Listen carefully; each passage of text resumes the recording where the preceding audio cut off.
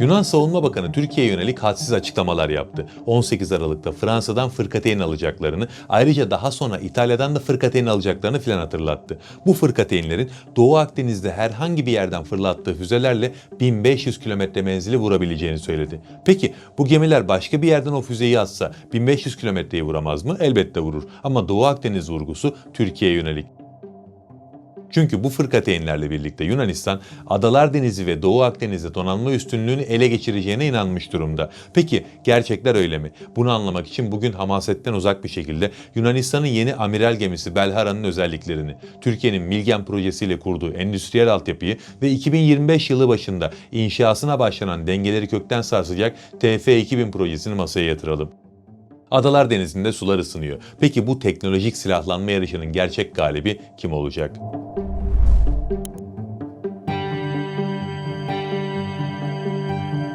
Hikayemiz Yunanistan'ın ekonomik darboğazlara rağmen savunma bütçesinin rekor seviyeye çıkarmasıyla başlıyor. Yunan Deniz Kuvvetleri'nin en büyük kozu Fransa'dan sipariş edilen ve Kimon sınıfı olarak adlandırılan fırkateynler olacak.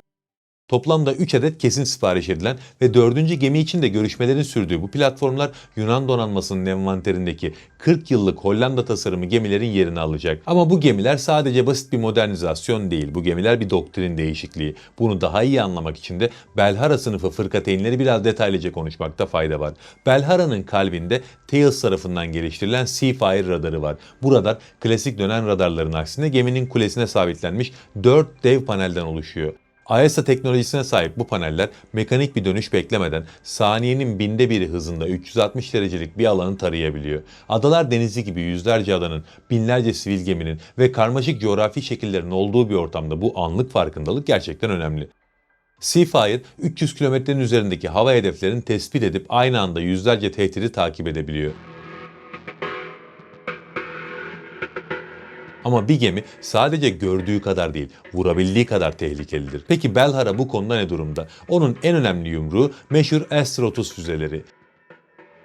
Yunanistan'ın teslim alacağı gemiler 32 adet dikey atım hücresine sahip olacak ve bu hücrelerden fırlatılacak S-30 120 kilometrenin üzerindeki menzili ve 4,5 Mach yani ses hızının 4,5 katı süratiyle Adalar Denizi'nin ortasında demirlemiş bir gemiden kalkıp Anadolu işlerinden havalanan bir uçağı tehdit edebilir. Bu füze hit to kill teknolojisiyle çalışıyor. Yani hedefin yakınında patlamıyor. Ona doğrudan çarparak kinetik enerjiyle yok ediyor. Bu özellik Yunanistan'a Adalar Denizi üzerinde yaklaşık 250 kilometre civarında bir alan çevirme yeteneği kazandırıyor. Zaten Yunanistan bu gemilerle Adalar Denizi semalarını Türk jetlerine kapatmayı hedefliyor. Yani hayalleri o yönde. Hayal diyorum çünkü kağıt üzerindeki bu tablo sahadaki gerçeklerle karşılaştığında bazı çatlaklar oluşturuyor. İlk geminin 18 Aralık'ta teslim edilmesi planlanıyor ama burada kritik bir detay var. Gemiler ilk etapta standart bir konfigürasyonda teslim edilecek. Bu geminin tam kapasitesine yani tüm elektronik harp sistemlerine ve tam füze yüküne sahip olmayacağı anlamına geliyor. Yunanistan'ın gemileri tam operasyonel standart 2 seviyesine yükseltmesi 2027 ile 2029 arasını bulacak.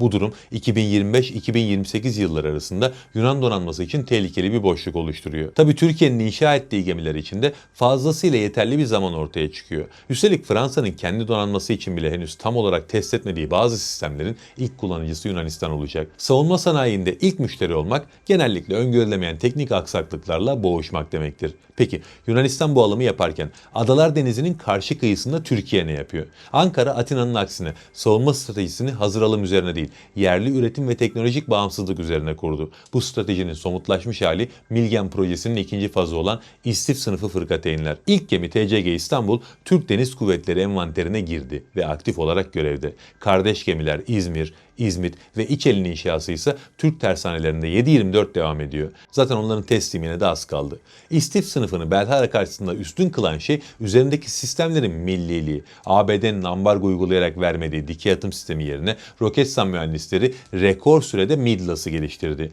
TCG İstanbul artık kendi fırlatıcısından kendi ürettiğimiz Hisar D hava savunma füzelerini ateşliyor. Daha da önemlisi teknoloji yarışında en kritik karşılaştırma burada radarlarda yaşanıyor. Belhara'nın Seafire radarına karşılık Türk gemilerinde Aselsan üretimi Cenk 400N radarı yer alıyor. Galyum nitrat transistör teknolojisiyle üretilen bu yerli radar 400 kilometrenin üzerindeki menziliyle daha üstün performans sergiliyor. Yani Türkiye göz teknolojisinde de dışa bağımlılığı bitirmiş durumda. Hem de daha iyisini yapmış durumda. Ve bunun da yerli olması çok önemli. Çünkü bir savaş anında radarınız bozulduğunda Paris'ten parça beklemekle Ankara'dan teknisyen çağırmak arasındaki fark savaşın kaderini belirler. Ama Türkiye'nin Belhara hamlesine verdiği asıl ve en sert yanıt İ sınıfı fırkateynler değil. Asıl yanıt Türk donanmasının rüya projesi olarak bilinen ve 2 Ocak 2025 tarihinde fiilen inşasına başlanan TF-2000 Hava Savunma Harbi Muhribi. Bu gemiyi bir fırkateynle kıyaslamak bir ağır siklet boksörüyle tüy siklet boksörü aynı ringe çıkarmaya benziyor. Hatta gelin buna temel matematikle bakalım.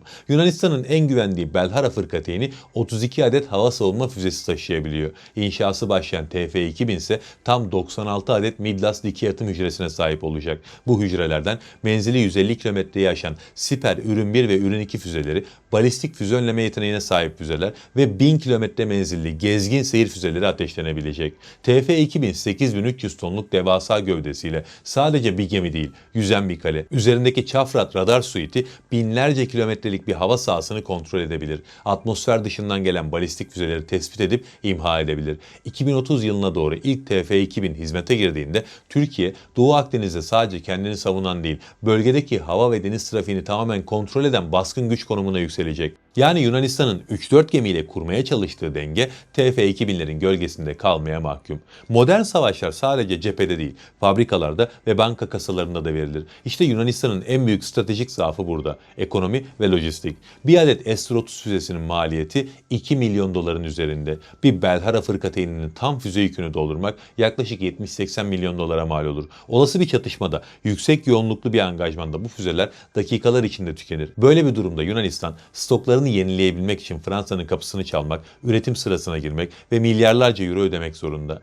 Türkiye cephesinde ise durum tamamen farklı. Roketsan'ın Ankara'daki fabrikaları Hisar ve Siper füzelerini yerli imkanlarla, Türk lirası bazlı maliyetlerle ve çok daha seri bir şekilde üretiyor. Türk donanması mühimmatını harcadığında dışarıdan gemi beklemez. Kendi kamyonlarıyla fabrikadan limana sevkiyat yapar. Özellikle yakın tarih bize gösterdi ki uzun süreli mücadeleleri ilk kurşunu atan değil, son kurşunu üreten kazanır. Yani Türkiye. Tabii kavga sadece denizin üzerinde değil. Adalar Denizi'nin yüzeyindeki bu görkemli gemilerin altındaysa sessiz ve ölümcül bir başka mücadele var. Yıllarca Yunanistan, Alman yapımı tip 214 denizaltılarıyla su altında teknolojik üstünlüğe sahipti. Ama bu devir de kapandı. Türkiye, havadan bağımsız tahrik sistemine sahip reis sınıfı denizaltıları peş peşe hizmete alıyor. TCG Piri Reis ve TCG Hızır Reis artık görevde. Bu denizaltılar haftalarca yüzeye çıkmadan, bataryalarını şarj etmek için şnorkel yapmadan su altında kalabiliyor. Adalar Denizi'nin gürültülü ve karmaşık akustik ortamında dibe oturmuş bir reis sınıfı denizaltıyı tespit etmek samanlıkta iğne aramaktan farksız. Yunanistan'ın Belhara fırkateynleri ne kadar gelişmiş radarlara ve sonarlara sahip olursa olsun suyun altından sessizce yaklaşan ve yerli Akya ağır torpidosunu taşıyan bir reis sınıfı denizaltı karşısında savunmasız kalır. Son olarak modern savaşın en kritik unsuruna, ağ merkezli harp yeteneğine değinelim. Artık gemiler tek başına savaşmıyor. Birbirleriyle konuşan, veri paylaşan bir takımın parçası olarak savaşıyorlar. Türk donanması Havelsan tarafından geliştirilen Advent savaş yönetim sistemiyle dünyada az sayıda ülkenin sahip olduğu bir yeteneğe kavuştu. Advent sayesinde bir Türk fırkateyni radarının göremediği bir hedefi havadaki bir SİHA'nın veya karadaki bir radarın verisiyle vurabilir. Bu entegrasyon Türkiye'nin geliştirdiği Çelik Kubbe projesinin deniz ayağını oluşturuyor. Yunanistan ise farklı ülkelerden aldığı farklı sistemleri birbirine entegre etmeye çalışıyor. Fransız fırkateyninin Amerikan F-35 uçağıyla veya Alman denizaltısıyla ne kadar verimli konuşabileceği büyük bir soru işareti. Türkiye tüm bu yazılımları kendisi yazdığı için bu sistemleri tek bir vücut gibi yönetebiliyor. Savaşta iletişim kopukluğu ölümcüldür ve Türkiye bu riski minimize etmiş durumda. Yani kısaca özetlemek gerekirse Yunanistan'ın Belhara hamlesi Adalar Denizi'ndeki rekabetin seviyesini yükseltti ve Türkiye için risk katsayısını arttırdı. Bu doğru. Bu gemiler hafife alınacak platformlarda değil. Ama Türkiye'ye karşı üstünlük kurmaya yeter mi sorusunun cevabı büyük resme bakıldığında elbette hayır. İhtimal bile yok. Türkiye'nin İ sınıfı fırkateynleri tek başına bu alımı dengelemeye yeter aslında. Ama bir de bunlara ek olarak reis sınıfı denizaltılar, SİHA ve SİDA ordusu ve ufuktaki dev TF-2000 projesi. Saymakla bitmez, daha uçak gemisini falan da eklemedim. Ve bu potansiyel Yunanistan'ın 3-4 gemiyle kurmaya çalıştığı o komik taktiksel üstünlüğü stratejik derinlikle boğacak kapasitede. Allah'a emanet olun.